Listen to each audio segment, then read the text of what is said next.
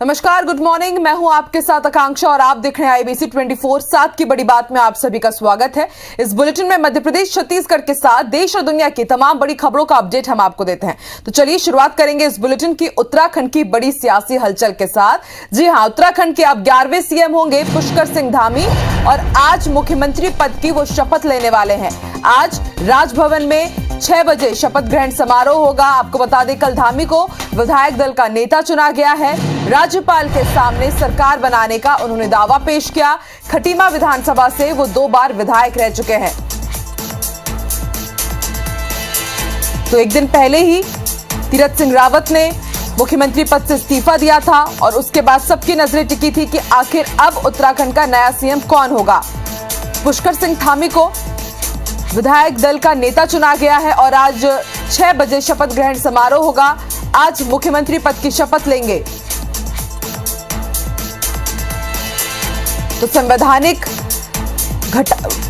दावा किया था, कहा गया था कि संवैधानिक मुश्किलों के चलते तीरथ सिंह रावत ने इस्तीफा दिया है और अब 2 बार के नेता रहे खाटी विधानसभा क्षेत्र से पुष्कर सिंह धामी अब वो उत्तराखंड के नए सीएम होंगे। आज मुख्यमंत्री पद की शपथ लेंगे धामी।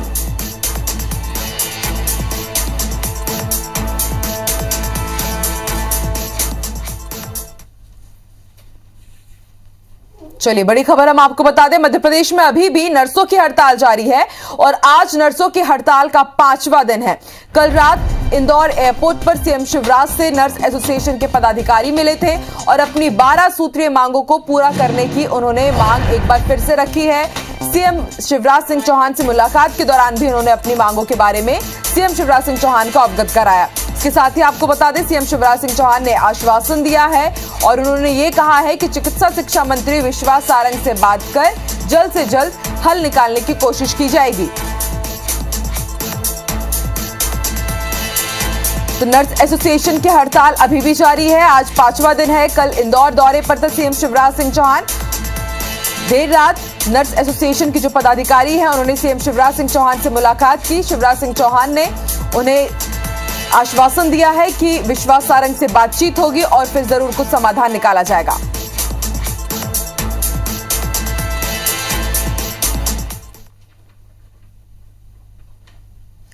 बड़ी खबर आपको बता दें, आज से मालवा दौरे पर रहने वाले हैं ज्योतिरादित्य सिंधिया। आज से 7 जुलाई तक वो मालवा क्षेत्र का दौरा करेंगे। मालवा क्षेत्र के 7 जिलों का वो दौरा करने वाले हैं और इन 7 जिलों में नीमच, मंदसौर, रतलाम, धार, इंदौर, उज्जैन और देवास शामिल हैं। तो पिछले महीने की ही तरह इस महीने से भी लगातार हम देख रहे हैं कि ज्योतिरादित्य सिंधिया मध्य प्रदेश के दौरे पर हैं और आज से मालवा दौरे पर रहेंगे ज्योतिरादित्य सिंधिया। 7 जुलाई तक मालवा क्षेत्र में ही वो रहेंगे और अलग अलग जिलों का वो दौरा करेंगे। कई मायने निकाले जा रहे हैं उनके इस दौरे के। इंदौर, उज्जैन और देवास जिलों का भी दौरा करेंगे।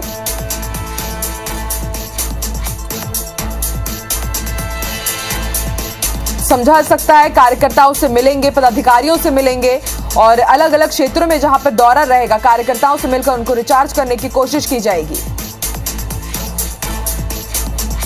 तो एक्शन मोड में है ज्योतिरादित्य सिंधिया। इससे पहले भी कई बार दिल्ली से लेकर के मध्य प्रदेश तक लगातार उनका आना जाना बना हुआ था और अब एक बार फिर से 7 जुलाई तक, यानी कि 3 दिनों का ये उनका दौरा रहेगा। 7 जुलाई तक वो मालवा क्षेत्र के दौरे में रहेंगे।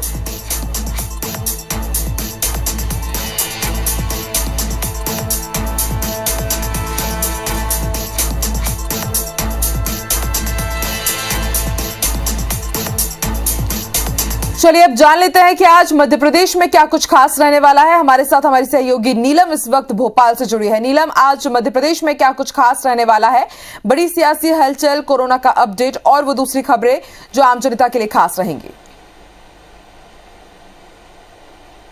जी आकांक्षा, मध्य प्रदेश में आज की बड़ी खबरों की हम बात करें तो राज्यपाल आनंदीबेन पटेल आज जो है भोपाल दौरे पर रहेंगी और इसके साथ ही साथ जो उनकी कई जिम्मेदारियां हैं और मध्य प्रदेश को लेकर के उनकी जो रणनीतियां हैं उस पर उनकी मीटिंग्स होने वाली है। इसके साथ ही साथ बड़ी सियासी हलचल इस वक्त की जो ये है कि सांसद ज्योतिरादित्य सिंधिया मालवा अंचल के दौरे पर रहेंगे।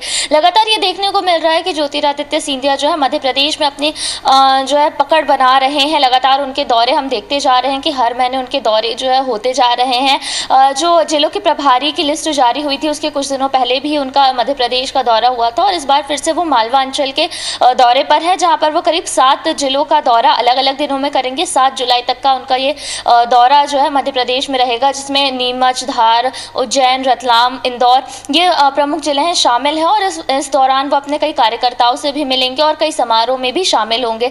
इसके साथ ही साथ अभी भी नर्सों की हड़ताल जो है पूरे मध्य प्रदेश में जारी है। चिकित्सा शिक्षा विभाग के साथ उनकी जो बातचीत पिछले दिनों हुई थी वो असफल रही और ये हड़ताल अब भी जारी है। और कल भी मुख्यमंत्री शिवराज सिंह चौहान से नर्सिंग एसोसिएशन के पदाधिकारियों ने जो मीटिंग की है उसके बाद उन्हें आश्वासन दिया गया है कि विभाग जो है आपसे बातचीत करके पूरी समस्या को सुलझाने की कोशिश करेगा। सोमवार को नर्सिंग एसोसिएशन के प्रतिनिधियों को चिकित्सा शिक्षा विभाग के अधिकारियों से जो है मुलाकात होने जा रही है। तो देखने वाली बात ये होगी कि कल तक क्या कुछ बात नर्सिंग एसोसिएशन और चिकित्सा शिक्षा विभाग के बीच में बनती है। तब तक ये जो हड़ताल है कल तक के लिए बिल्कुल जारी रहेगी और इसकी वजह से हमीदिया और सुल्तानिया अस्पताल हम बात करें तो कई ऑपरेशंस भी पर टाले गए हैं और मरीजों को काफ़ी कुछ दिक्कतें जो है झेलनी पड़ रही, क्योंकि नर्सेज जो होती है एक तरीके से रीढ़ की हड्डी होती है किसी भी अस्पताल की और सभी नर्सेज इसके साथ ही साथ कोविड काल में जिन्होंने एनएचएम के स्टाफ ने भी ड्यूटी की थी वो भी पूरी तरीके से धरने पर बैठा हुआ है। तो ये स्वास्थ्य व्यवस्थाओं पर इसका असर साफ तौर पर देखने को मिल रहा है। इसके साथ ही साथ यदि हम कोरोना संक्रमण की बात करें तो मध्य प्रदेश में लगातार मामले कम होते हुए दिख रहे हैं। 50 से कम मामले दिख रहे हैं। हालांकि मौतों का आंकड़ा जो है अभी कम नहीं हो पा रहा है। रोजाना ही 10 से लेकर 20 के बीच में जो है मौतों के आंकड़े दर्ज हो रहे हैं। और इसके साथ ही साथ अब मध्य प्रदेश में डेल्टा प्लस वेरिएंट है उसके 10 मामले भी सामने आ चुके हैं। और यदि हम वैक्सीनेशन की बात करें तो वैक्सीनेशन में मध्य प्रदेश काफी रफ्तार से बढ़ता हुआ लगभग आबादी को कवर करते हुए जा रहा है। हालांकि आज रविवार है जिसके चलते आज वैक्सीनेशन नहीं होगा, पर सोमवार को फिर से रूटीन जो कोरोना वैक्सीनेशन है वो जारी रहेगा। आकांक्षा जी ठीक है नीलम, आप भी इन तमाम खबरों पर नजर बना के रखिएगा और यही अपील हम करेंगे कि मध्य प्रदेश में कोरोना के केस जरूर घट रहे हैं लेकिन अभी जो डर है, जो चिंता की बात है वो दूर नहीं हुई है। डेल्टा प्लस का कहर भी हम देख रहे हैं कि मध्य प्रदेश में बढ़ रहा है। बहुत बहुत शुक्रिया नीलम पूरी जानकारी के लिए। चलिए अब आपको छत्तीसगढ़ का कोरोना अपडेट बता दें। छत्तीसगढ़ में पिछले 24 घंटे में 294 नए मरीज मिले हैं। छत्तीसगढ़ में 224 घंटे में 581 मरीजों को भी डिस्चार्ज किया गया है और 3 लोगों की मौत हुई है पिछले 24 घंटे में। अब तक 9,95,489 टोटल केस छत्तीसगढ़ में हो चुके हैं कोरोना के और 13,453 मरीजों की मौत हुई है कोरोना के कारण और अब तक 9,76,706 मरीज स्वस्थ भी हुए हैं छत्तीसगढ़ में। फिलहाल छत्तीसगढ़ में एक्टिव मरीजों की संख्या 5,330 जा तक पहुंची है और कल 6 जिलों में एक भी कोरोना का नया मरीज नहीं मिला है और कल 4 जिलों में सिर्फ एक कोरोना पॉजिटिव केस मिले हैं। यानी कि जो अलग अलग जिले हैं छत्तीसगढ़ के उनमें जरूर जो कोरोना की जो लहर है वो कम होती हुई नजर आ रही है और पिछले 24 घंटे में 249 नए केस सामने आए हैं और कल 6 जिलों में एक भी मरीज नहीं मिले हैं।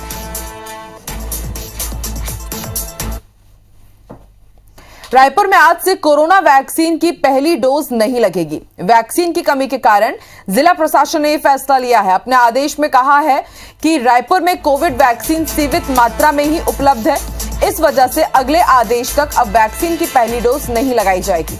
हालांकि उपलब्ध वैक्सीन का उपयोग दूसरी डोज के लिए किया जा सकता है। इसके लिए जिले में सीमित केंद्र ही बनाए गए हैं। साथ ही जिला प्रशासन ने लोगों से अपील की है कि वैक्सीन का इंतजार कर रहे लोग केंद्र सरकार के कोविन पोर्टल पर रजिस्ट्रेशन करा ले, क्योंकि वैक्सीन उपलब्ध होने पर इन रजिस्ट्रेशन को टीकाकरण केंद्रों में प्राथमिकता दी जाएगी।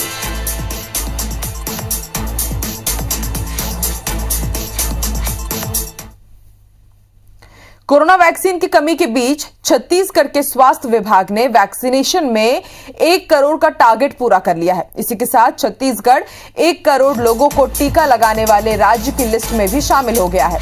स्वास्थ्य विभाग के मुताबिक प्रदेश में पहली और दूसरी खुराक को मिलाकर अब तक 1,46,995 टीके लगाए गए हैं, जबकि राज्य में 83,64,313 लोगों को कोरोना का पहला डोज और 16,82,682 लोगों को टीके की दोनों डोज लगाई जा चुकी है।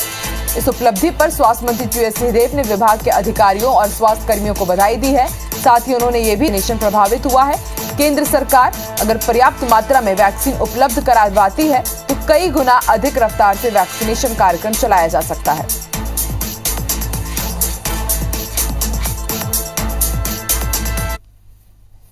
मुख्यमंत्री भूपेश बघेल ने अपने निवास कार्यालय में पंचायत एवं ग्रामीण विकास विभाग के कामकाज की समीक्षा करते हुए इस बैठक में टीएस सिंहदेव और दूसरे अधिकारी भी शामिल हुए। सीएम शिवराज सिंह छत्तीसगढ़ के सीएम भूपेश बघेल ने कहा कि राज्य में खेती किसानी को समृद्ध बनाने के लिए सिंचाई जरूरी है। उन्होंने पंचायत एवं ग्रामीण विकास विभाग के अधिकारियों को मनरेगा के तहत किसानों को खेत में निचले हिस्से और कुएं और तालाब का निर्माण कराने के भी निर्देश दिए हैं। उन्होंने आवश्यकता अनुसार किसानों को पंप उपलब्ध कराने के भी निर्देश दिए हैं। प्रधानमंत्री ग्रामीण सड़क योजना की प्रगति की समीक्षा के दौरान सीएम ने विभागीय बस्तर अंचल में ग्रामीण सड़कों के निर्माण कार्य में स्थानीय युवाओं की भागीदारी सुनिश्चित करने को कहा। पंचायत एवं ग्रामीण विकास विभाग से बने आंगनबाड़ियों में आकर्षक रंग रोगन और बच्चों के लिए खेल सुविधा उपलब्ध कराने के निर्देश दिए हैं।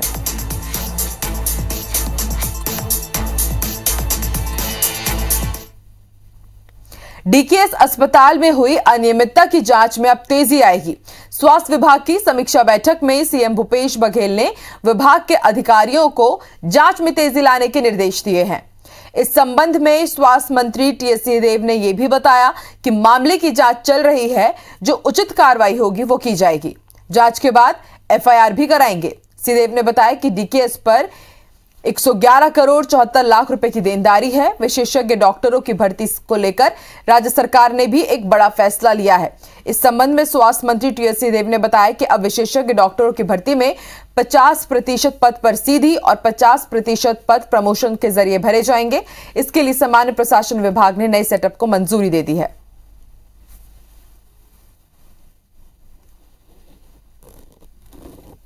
रिपोर्ट आ गया, वो थाने में उसको तो 1.5 साल हो गया। थाने में रिपोर्ट चली गई थी, फिर अनुमति मांगी गई थी ईओडब्ल्यू में कार्रवाई करने की, हमने अनुमति भी दे दी थी। और आगे और भी अगर कोई कार्रवाई करनी हो उसमें कार्रवाई भी हुई थी, लेकिन शायद बैंक वालों को बुला के बंद किया था, लोन गलत दिया है, जो भी किया वो तो एक अलग बात थी। लेकिन यहाँ का जो सरकारी काम में गड़बड़ी की है उसकी तो कार्रवाई होनी चाहिए। स्वीकृति हो जाएगी तो वहां लग जाएंगे। योजना के अंतर्गत चुनौतियां भी हैं, जो चिकित्सकों की कमी है, मैंने बताया दो निर्णय से अब बहुत बल मिलेगा, क्योंकि ये मंजूरी मिल गई, मंजूरी अब मिल गई है। तो प्रमोशन और सीधी भर्ती, अब स्पेशलिस्ट आपको ज्यादा दिखेंगे। बिलासपुर में प्रदेश का पहला मल्टी एक्टिविटी सेंटर बीते 1 साल से ठप पड़ा हुआ है और इसकी वजह से 400 से ज्यादा महिलाएं बेरोजगार हो गई हैं। सरकार ने महिला स्व सहायता समूहों के माध्यम से महिलाओं को रोजगार देने के उद्देश्य से इसकी जोर शोर से शुरुआत की थी। इधर प्रशासनिक उदासीनता के कारण करोड़ों खर्च करने के बाद अब भी ये सेंटर बदहाली के कगार पर है। ये रिपोर्ट देखिए। सरकारी योजनाएं शुरू तो बड़े जोर शोर से होती हैं, लेकिन वक्त के साथ साथ उनकी तस्वीर कुछ ऐसी हो जाती है। साल 2019 में बिलासपुर के गनियारी और नगोई में 7 करोड़ की लागत से मल्टी एक्टिविटी सेंटर की शुरुआत की गई थी, जिसका उद्देश्य स्व सहायता समूहों के जरिए महिलाओं को रोजगार देना था। यहाँ सिलाई मशीन, जूट बैग, अगरबत्ती, एलईडी समेत कई कामों का प्रशिक्षण देकर महिलाओं को रोजगार देने की शुरुआत की गई। इसमें 400 से ज्यादा महिलाएं जुड़ी और प्रशिक्षण लेकर रोजगार करने लगी, लेकिन प्रशासनिक उदासीनता का ऐसा ग्रहण लगा कि पिछले 1 साल से ये सेंटर बंद हो गया है, जिसकी वजह से इन महिलाओं का रोजगार छिन गया।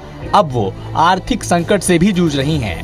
ये कौशल विकास का जो हमारा यहाँ बना है प्रशिक्षण केंद्र, वो बंद है। तो हम लोग ये चाह रहे हैं कि ये जल्द से जल्द खुले और हमारा जो काम है आजीविका का वो बढ़े। कि हम लोग ईंट का काम करते थे, ईंट बनाते थे और टाइल भी बनता था यहाँ, लेकिन 1 साल से सर ये सब बंद है और हमारे गांव की जितने भी महिलाएं हैं वो चाहती हैं कि ये काम जल्द से जल्द शुरू होना चाहिए। काम न होने की वजह से करोड़ों की लागत से बना ये सेंटर बदहाली की कगार पर है।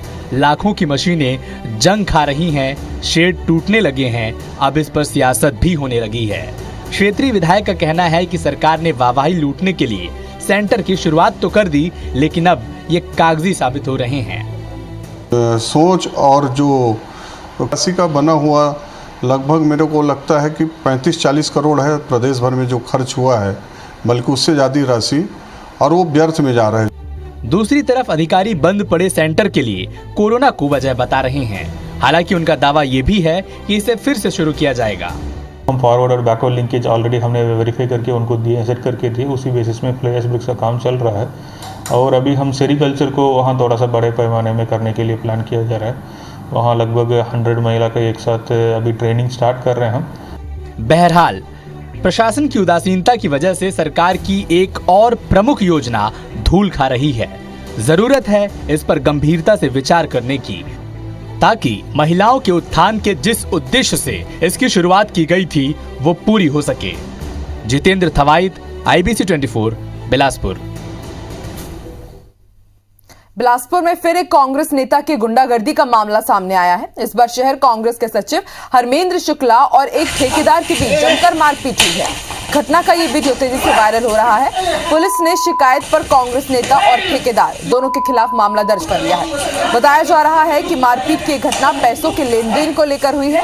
ठेकेदार संजय गुप्ता को कांग्रेस नेता और PWD ठेकेदार हेमेंद्र शुक्ला से 7 लाख रुपए लेने हैं। 2 साल पहले कांग्रेस नेता ने संजय गुप्ता के फर्म से इलेक्ट्रिकल का सामान लिया था, जिसका भुगतान न करते हुए पैसे के लिए उन्हें अब तक घुमाया जा रहा है। इसी बात को लेकर उन्होंने कांग्रेस नेता से पैसे देने का आग्रह किया, जिसके बाद इसी बात को लेकर दोनों पक्षों के बीच विवाद इतना बढ़ा कि कांग्रेस नेता और ठेकेदार के बीच जमकर मारपीट हुई।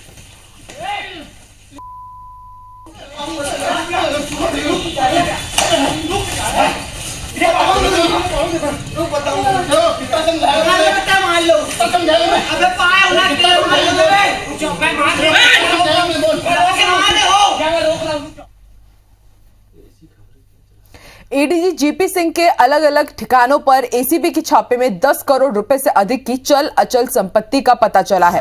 इसके अलावा 2 किलो सोना भी मिला है। साथ ही छापेमारी में 16 लाख रुपए नगद बरामद किए गए हैं। इसके अलावा कई बेनामी संपत्तियों का भी पता चला है, जिसकी जांच अभी भी की जा रही है। जीपी सिंह से जुड़े लोगों के यहाँ भी छापेमारी की गई है, जिसमें अलग अलग बैंक खाते, बीमा कंपनी के दस्तावेज, बहुराष्ट्रीय कंपनियों से लेन देन के कागजात मिले हैं। इसके अलावा शेयर और म्यूचुअल फंड में भी बड़ी मात्रा में निवेश की जानकारी मिली है। परिवार के सदस्यों के नाम हाइवा, JCB और कंक्रीट मिक्सचर मशीन भी मिली है। इसके अलावा जमीन में भी बड़ी मात्रा में निवेश के कागजात मिले हैं, जिसमें जीपी सिंह के साथ उनकी पत्नी, मां और पिताजी के नाम पर भी कई जमीन और घर हैं। अभी भी संपत्तियों की जांच की जा रही है। ऐसे में आगे ये आंकड़े और भी बढ़ सकते हैं।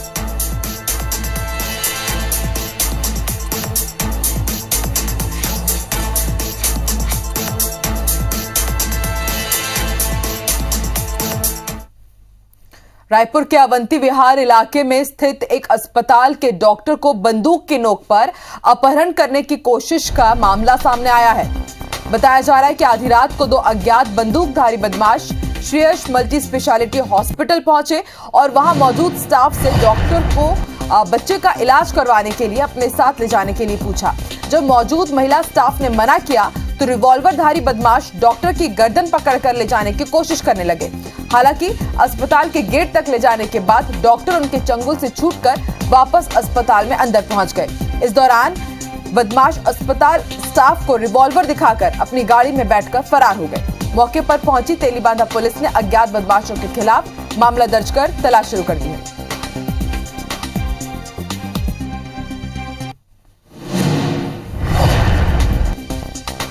मौके का जायजा लिया हमारे संवाददाता तहसीन जैदी ने। राजधानी रायपुर के अवंती विहार इलाके में जो श्रेयांश हॉस्पिटल में 2 अज्ञात बंदूकधारियों ने यहां से डॉक्टरों के किडनैप की यहां पे कोशिश हुई है। ये जो है श्रेयांश मल्टी स्पेशलिस्ट हॉस्पिटल है, ये मेन रोड अवंती विहार में ये पड़ता है। बताया जा रहा है कि यहाँ पे कुछ 2 अज्ञात बंदूकधारी आए हैं और यहाँ पे बंदूक दिखा के 2 डॉक्टरों को ले जाने की यहाँ पे कोशिश की गई है। हम पूरा यहाँ पे जो वाकया जो हादसा हुआ है हम उसको यहाँ से जानने की कोशिश करते हैं। यहाँ के सुपरवाइजर हैं, उनसे हम बात करते हैं क्या हुआ था, कितने लोग थे और क्या चाह रहे थे लोग। सर वो लोग सिर्फ 2 लोग थे। पहले वाला जो आया वो नॉर्मल लगा, नॉर्मल बात कर रहा था, लेकिन जब दूसरा व्यक्ति जो बंदूकधारी था वो आया और सीधा चढ़ने लगा और बोला कि मेरे साथ चलिए, या तो नर्स चलिए या तो डॉक्टर चलिए, मेरे यहाँ एक पेशेंट है उसको देखना है, बच्चा है। तो हम लोग बोले कि यहाँ पे सुविधा नहीं है, तो वो कॉलर खींच करके एक डॉक्टर को ले जाने लगा, बंदूक हाथ में ऐसे पकड़ करके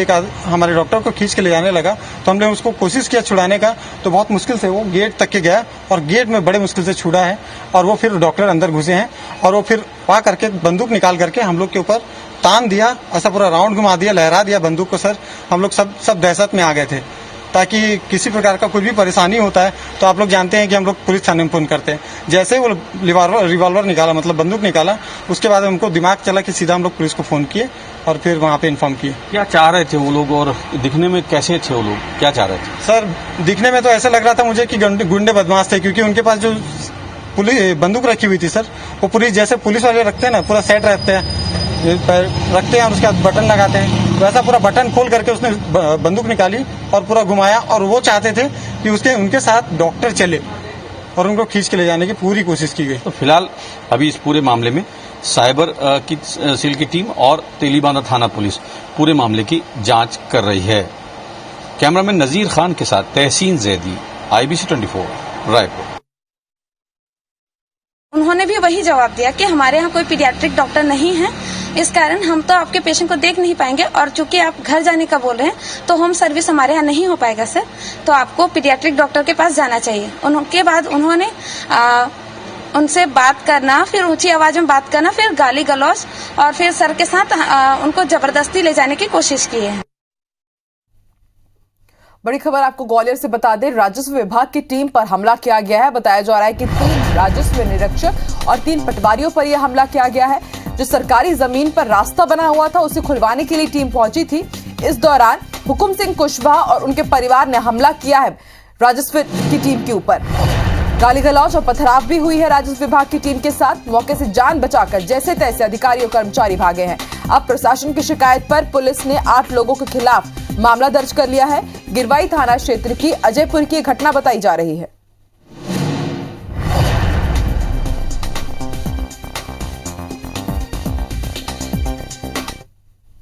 जबलपुर के गढ़ा थाने के पास शनिवार रात गोलीबारी से हड़कंप मच गया।